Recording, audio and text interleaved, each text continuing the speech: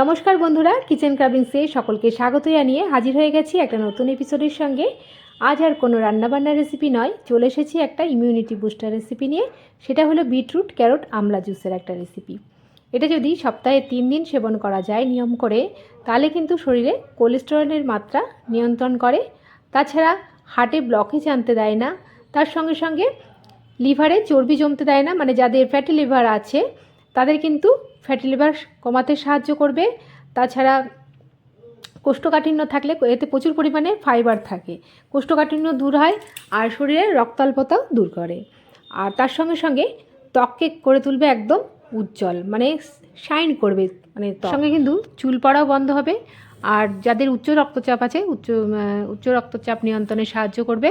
দেখো আমি এটা কীভাবে করেছি আমি তোমাদের সাথে শেয়ার করছি। এর জন্য আমি একটা গাজর, 2টো বিট, 2টো আমলকি আর একটা আদার টুকরো নিয়ে নিয়েছি। আমি ভালো করে ধুয়ে পরিষ্কার করে দেখো টুকরো টুকরো করে কেটে নিয়েছি। এখন আমি একটা মিক্সিং জারের মধ্যে এগুলোকে সব একসঙ্গে করে নিচ্ছি।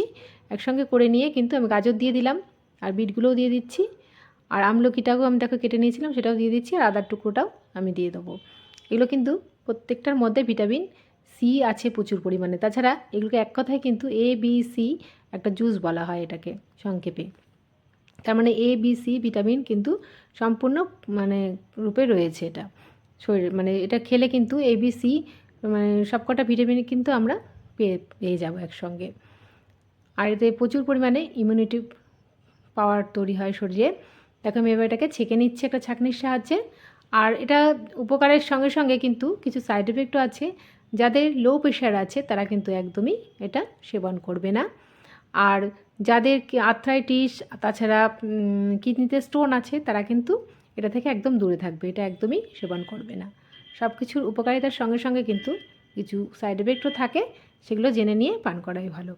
তাহলে আশা করছি সকলের এই রেসিপিটি ভালো লেগেছে, আর এটা তোমরা সেবন করলে উপকারে আসবে। আর রেসিপিটি ভালো লাগলে তোমরা অবশ্যই একবার বাড়িতে ট্রাই করে দেখতে পারো। আজকের মতন এইটুকুনি, আবার আসবো নতুন নতুন রেসিপি নিয়ে। নেক্সট রেসিপির আমন্ত্রণ জানি। এখানেই বিদায় নিলাম। ভালো থাকবে, সুস্থ থাকবে, সবাই সবার পাশে থাকবে। ধন্যবাদ।